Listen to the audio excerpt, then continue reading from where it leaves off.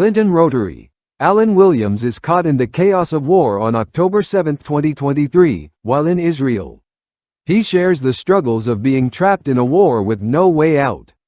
Testimony and all the great things I've already heard. So come on, Alan. Okay.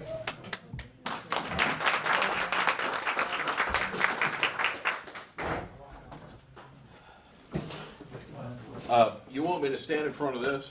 Whoever you want to I'm going to stand. stand right here. Is that okay? to see everybody here. But you know, when you were talking about the four-way test, I was thinking this would go well if they said this in front of a TV meeting beforehand for all the reporters and in newspaper too, to be aware of first, is it the truth? Is it at all concerned? Because that's good. That's good. First, I want to talk about two things. First of all, I guess got a younger crowd and an older crowd, and my career in television spanned back to 1979. So this is going on my 45th year. And you're thinking, 45 years? Well, any business being a part of that anymore for that distance and that length of time, I feel very honored because I started, this wasn't my career, and I want you to think about this. I bet you there's so many people right here that where did you want to start in your business? Or what kind of job did you envision yourself doing? And now, you look back and go, that is totally different from what I thought years ago. Well, that was me. I was blessed to be drafted by the New York Jets, a punter. And this was from the University of Florida. I'm originally from East Tennessee, moved to South Florida. My dad was a teacher, and ended up there. And then moved back to work out. And so my story is I always wanted to play football, and I got that experience a little bit, but I was thrown into the real world when it looked like my career was over. Now, to understand me going back years, I was really shy, and my mother and father were not public speakers, really. My dad taught, but that was just in front of a classroom and so forth. So a friend of my dad's took me around and said, do you know this? Would you like to do this and this? And he goes, well, I know a general manager at WVIR. Would you like to consider that? You know anything about TV? And I went, I don't know anything. So I did a little audition. And usually auditions don't go with TV. It's not like it's acting. You already go prepared. You've got something you've already done, unless it's somewhere in remote somewhere and you're just getting started. So they wrote some script copy for me, and I sat in front of a camera and did it. And they said, just, you know, if something doesn't work out, give us a call. And something didn't work out. So here I am wanting to play football, not knowing, and I switched majors 5 times. I didn't know what I wanted to do. So I called them back, and I did an audition. They hired me off the street to do weekend sports. So just think of this, anyone here that you're not connected with the media, or you don't speak very much, and you're put in front of a camera, what do? Where do you start? So my mentors were Bill Williams and Carl Williams, and so I had nowhere to go but up. And fear of failure was one of them, a lot of prayer. Football helped me because if I could perform in front of thousands in a stadium and millions on TV, I'm going to do this. So that's my TV background. And so I've reported, I've done thousands of stories, seen a lot of things, except for this one thing that ended up in Israel. And there were some friends of mine who went to a church in Knoxville and said they've got a slot for 2 more. And this was a bucket list. And so my wife and I said, yeah, we'll go. Before that, though, this is totally off of what my train of thought. I got connections here in Clinton because if it wasn't for one guy here, I might not be born. And I'll tell you why. In the country music field, do you know who Don Gibson is? Don's in the Hall of Fame, country music. I know. My dad borrowed his car to get married in Clinton. There you go. And I'm here. Long time ago. So anyway, back to what I was talking about. We had an opportunity to go to Israel and to see the sights. But this wasn't a mission trip. This wasn't a tourism trip. This is what they call a pilgrimage, where you're learning things about yourself. And so we're excited. We're going to stay for 2 weeks. The first day we got there, we're staying in an area called Tel Aviv. Tel Aviv is about, okay, on the map, it's about an hour from Jerusalem. Jerusalem was where we were going to stay. So we're staying there at the hotel for one night. Next morning we wake up, I'm downstairs having coffee, my wife was on the balcony. And all of a sudden there's a boom, and I thought it was a construction site thing, you know. But then the siren's going off, and I'm just sitting there drinking coffee. I didn't hear much. And they escorted us all out of the restaurant to come to a safe place. I said, what's going on? They said, there's been an explosion. And my wife caught it. There was a rocket that came in the first day, October 7th, and hit a mile from our hotel. Wow. And she got the aftermath of it with her phone. And I didn't know. And then, you know, we hightailed it to Jerusalem, not knowing what's going on, and the military presence was all over the place. And since we don't know Arabic, that's all TV is over there. It's in Arabic, so we can only see pictures of things that were going on. And apparently the Hamas had done this, and then the Israeli military was worried that Hamas was on foot, and they were coming across the border, so there were checkpoints everywhere. Well, all this escalated. And it got worse and it got worse. But our guide, who understands all this and understands the unrest, he just thought it was going to happen for a couple of days, okay? Mm-hmm. Obviously it wasn't. So it got worse, and let me tell you, to a point, we visited Bethlehem. This was the turning point for me that changed my life. Okay? We're visiting Bethlehem, and then we leave, and we go to an area that's called the Shepherd's Field. And if you've ever been to Israel, the Shepherd's Field is where they say the shepherds were watching their flocks by night, you know. And you know how far that is from Bethlehem? I thought that's miles away.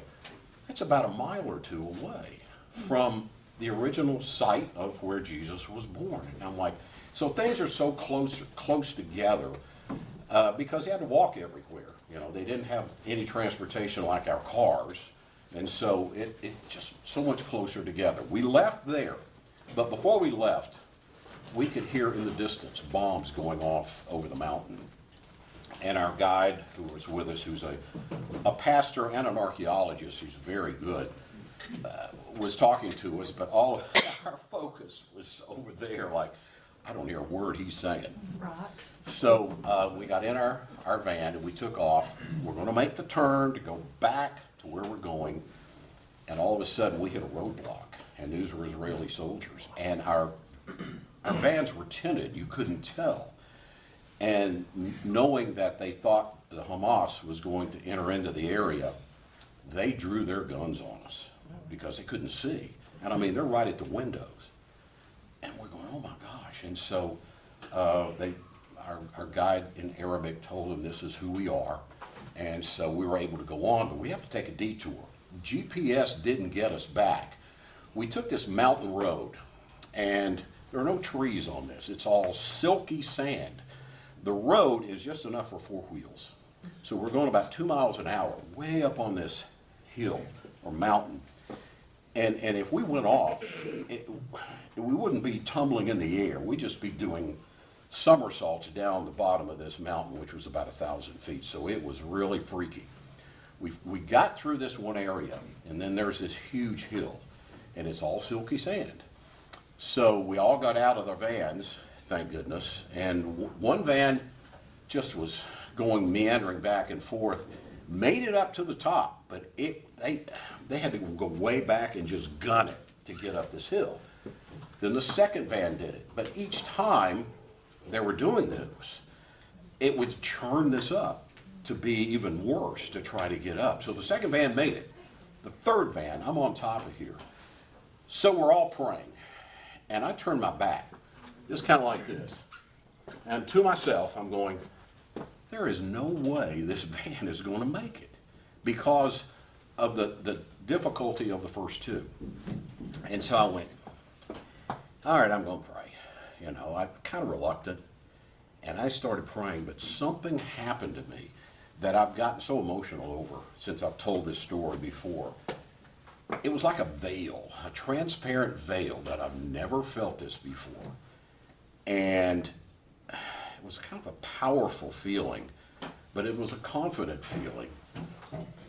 And right there, with my back turned, I go, we're going to make it up this hill. I don't know why, but I just, from one extreme to the other, is where my attitude totally changed. And I didn't watch, but the van made it up on the top of the hill. And everybody's clapping. And I'm just like, what is going on? That to me was a miracle. You'd have to be there to see it. Now, we've got that on, somebody took some video on their phone to see how dangerous that was, because they could have, you know, they could have gone off the side, but they made it up there. And I got back in the van and I'm like a zombie. What did I do? What happened here? All the way back, I'm like bug-eyed going, this, I've never been a part of this kind of thing.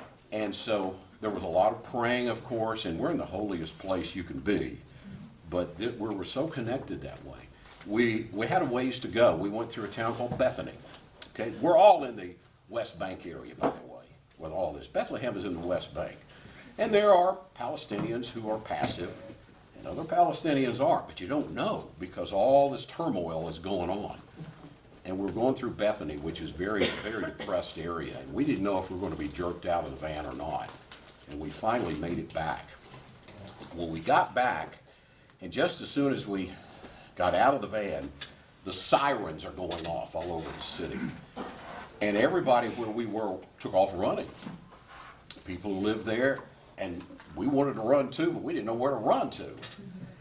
And 2 minutes later, you hear and you see in the sky, boom, boom, boom. And it's called the Iron Dome is what it's called. Israelis Defense Force, because these rockets were aimed right at us. And the Israeli Defense Force was shooting them down. And so and we were just freaking out. I went into after I got some things together and went into our hotel room, which was in Old Jerusalem, by the way. We were staying at a guest house, they call it. I got in there and my wife's got her knees up to her chest and she's just bawling her eyes out. And I said, obviously I knew, but I said, what's wrong? She goes, we've got to do something. So that was just some of the things that we faced. But we got off of the hill. We avoided so many things that could have gone the wrong way. And I was just saying this earlier. It's like coming over here, and you need to be here at a certain time. You're going to be late, and you hit every red light. Another day, you hit every green. What's up with that? We hit every green light because we got through these things. Now, the next thing is we all met one night. And we all decided we've got to leave. There are 12 of us. So how are we going to leave? The airport is closed. So where do you go? We don't know this area. I know there was one decision we could have made. We were considering it, is go through Jordan. It's the next country over. I know Michael Jordan better than I know Jordan. So another is drive to Cairo. How far is Cairo? It's 9 hours. What are you going to face? Who are you going to get to drive it? Who's got the money? And then another situation is, well, we could maybe wait for the airport to open, but the airport's closed to all international flights except for El Al, which is the Israeli flight. And I think they fly through everything, but where is that going to take you? So myself and my wife, there was another couple who decided to go with us. So what are we going to do? We're going to try to go through Jordan. How do you do that? Well, he's got a company. Here's another miracle. He's a part of a company. It's an international company. He called them and said, we need help. We don't know how to get out of here. They said, well, we're going to provide you with 2 drivers free of charge, and they're going to show up. We were in Nazareth at the time, which is north. And sure enough, 7:30 the next morning, just the 4 of us. That van was there at 7:30 in the morning, and he drove us to the Jordanian border. And then we had to go through there, which was not easy. We got through there. There's another driver on the other side that's going to take us to a monument, which is up the mountain, and it's 2 hours. So I didn't tell you this at the beginning. So I think that was in itself, how did this happen to get us through there? When we were leaving from Atlanta, and it's a 300-seat plane, to go to Israel, there's 2 seats next to me, and a couple sat down, and she sits next to me and goes, "Do I know you?" And I went, "Well, I do some TV or something." She goes, "You mentored my daughter. She was a reporter at Channel 6. And I went, "I know exactly who." Her name is Tala Shatera. And I went, "Oh, okay." So we talked and everything, and we finally got to Tel Aviv, and she said, "Well, we're here for a wedding, and we are," and this will obviously clue you in as what's going on. We have a Jordanian and American citizenship. And her last words to me was, "If you need any help, will you give me a call?" Oh, did I get on that phone. And guess what she does for a living? She owns an international travel agency. Oh, wow. Wow. So she got on the phone back to Knoxville and got us seats on a plane. We flew to Cairo, we flew to Paris, we flew to Atlanta, and then home. We're up 33 hours. We went to Cairo, and I'm the blonde infidel in that airport. And and while we were there in Jordan, I had called the State Department. I had called Tim Burchett's office. I had called Marsha Blackburn's office, the embassy. And at that time, it was so new that they couldn't help us. Okay, they just said, "We're assessing it. I'm sorry, we can't do this." I got to Jordan, and I got a phone call out of the blue, and it goes, "Alan, how you doing?" And I'm like, "Who is this?" Well, you're familiar with the Cotton Eye Joe in Knoxville, the country dance place? This was, his last name is Backery. He was part owner of the Cotton Eye Joe. And he's got, yeah, and so he's got Jordanian and American citizenship. So he goes, "Let's go to dinner," and I'm like, what in the world? And so all of these things are happening that, unbeknownst to me, but it's just one thing right after another when we had no clue where we were, no clue how to get out of there. Now, what happened to the 8 others? They decided to stay there and come together and try to get out best they could. Well, finally, the U.S. provided an evacuation plane, and that took them out, I think, by way of Greece, to somewhere else, to this, to that, and the thing that they said was, "Just get on the plane, we'll deal with your luggage, just get out of here." Mm-hmm. That was how scary it was. So put yourself in these positions as to how you could deal with some place that you've never been and trying to get out, and things just worked out in an amazing way that you just never know, and you're praising God. You know, there's plenty of prayers, but you don't know what God has in mind for you. You never know.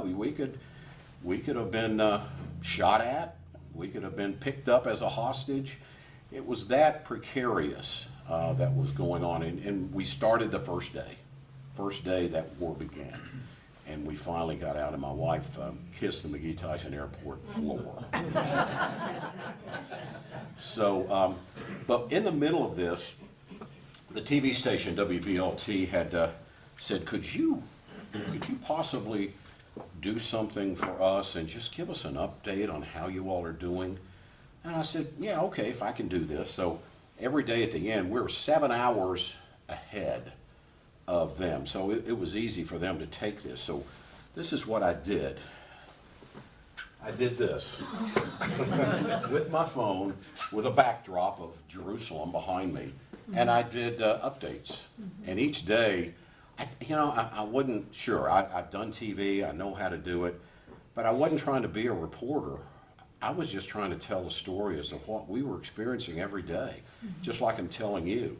And some of the things we saw. And apparently they wanted every single day some of this. It went to CBS, it went to CNN, and it went viral all over the country, and they're calling me for these reports. And I don't know what's going on back in the US. I'm going, well, yeah, but you really want these? What's going on, you know? So I was doing that a lot. And, but apparently the TV station said there were people calling like crazy, just wanting to know each day about how you're doing. And we're not the only group over there that's in that same position. There are other church groups and things like that trying to get out too. But I guess the uniqueness was me being in TV, that I could do it easily. And there was a couple of talkbacks with CNN and CBS, but mostly it was just me. I tape it, I send it, and they're just fine with it. I didn't get any money out of it. So that's basically how we got out. And here's the big thing. When you hear people say, "Oh, I'll pray for you," you know, a lot of times it's just nice. You know, like I'm thinking of you.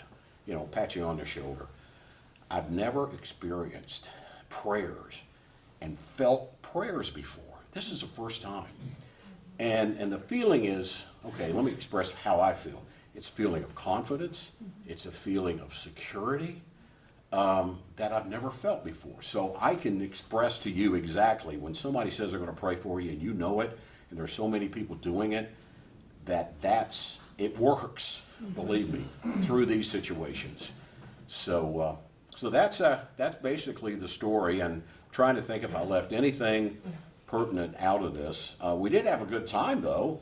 We saw iconic sites all the way around, and I can tell you, just, you know, through my head exactly what Israel's all about. Israel is the size of about New Jersey.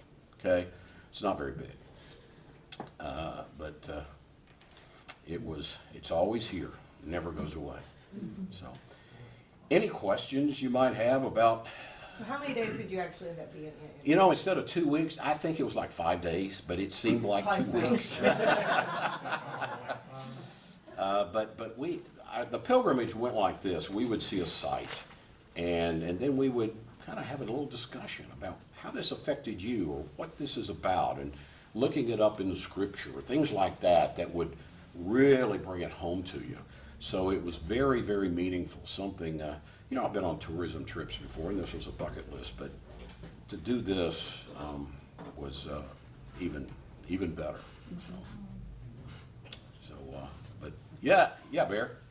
You said you went to Bethlehem and it changed your life. What did you do? See baby Jesus? No, but we saw where he was born. It was that day of all these things that happened, and I think, and it affected us all differently. You know, that's the way it affected me. My wife might have been a little different. Some others said they had visions, and I can't dispute that.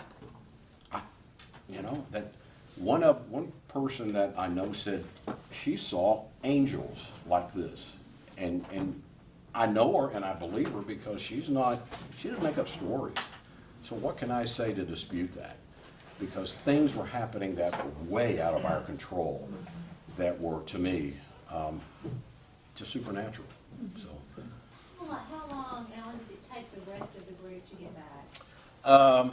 I would think 4 days maybe. Oh, okay. And you know, here's what I still shake my head. The guy who was with us wanted to continue the trip.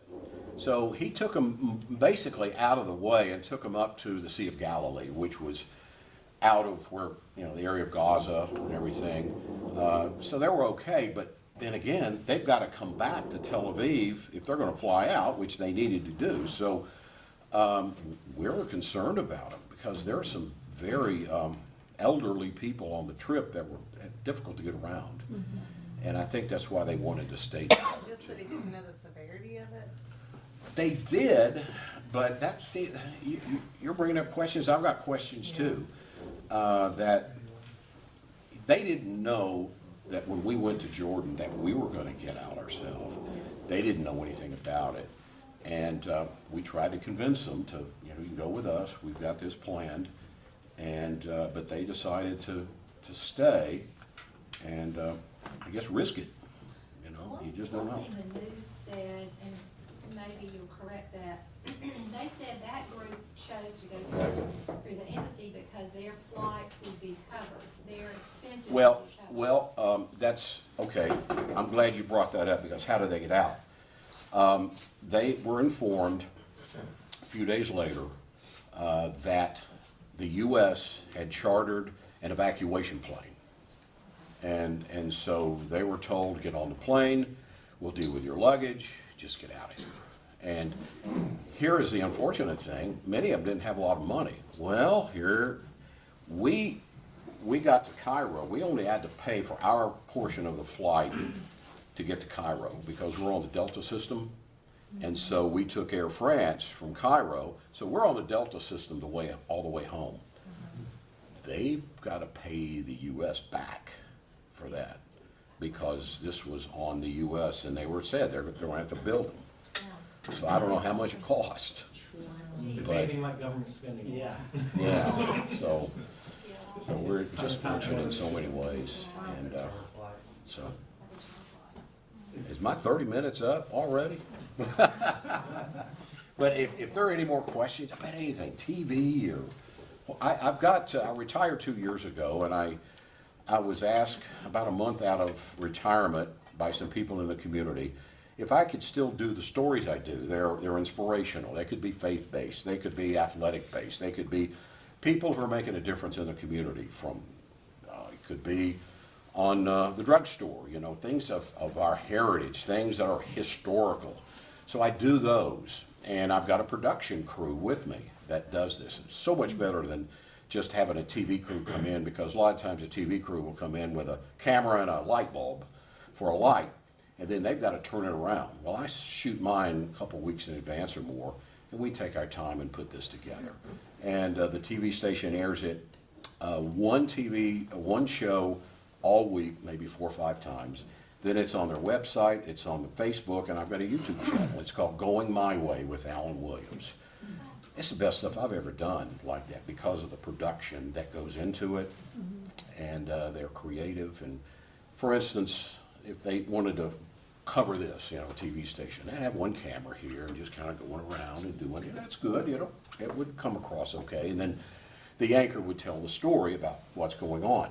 Well, we show up with at least 3 cameras with lights, and sometimes we'll use a drone.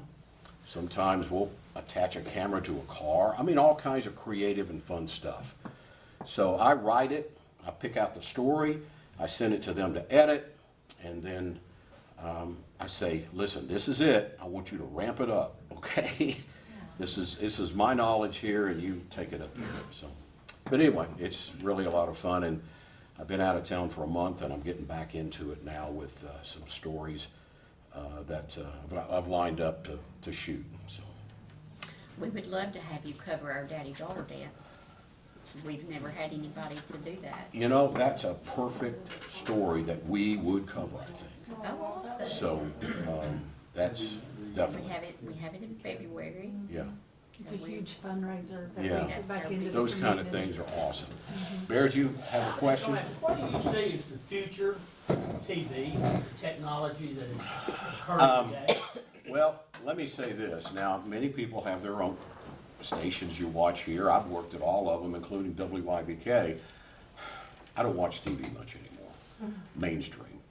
I get home and I'll Netflix or Amazon, and I stream series and movies. You know, I just don't. I don't see it. I tell you, they're trying to do now more with less resources, just like many of your companies are doing. And so they've, Channel 8 especially, and I think Channel 6, maybe Channel 10, they've added more newscasts. For instance, they got a long morning show, they've got a noon show. Now they added a 3 o'clock, 4 o'clock to go with their 5 or 6. They added a 7, they've got a 10, they got 11. There's not that much news around here. So they love what I do, you know, his content. And they're hiring younger and younger and younger. Of course, if you're going to get involved in it, you got to know the area. You got to know who's who and what's what. You know, just like we were talking about Hoskins. You know, we've done many stories, and each one of them is great. But you get a new reporter coming in going, "Oh man, I found this great place," and you know, I understand. You know. Yes, right. We've been here a little while. Tim, you want them to pronounce the street name right, or the town? Oh, you know, That like happens- you got Chilhowie Park and many. Oh, I've heard this. It's Chillowy Park, Chilby, oh, well, Seaverville, just on and on and on. but there are streets. I mean, that just kind of changes my perspective of credibility when you can't pronounce the names in it, you know. So, but thank you for having me. I appreciate it.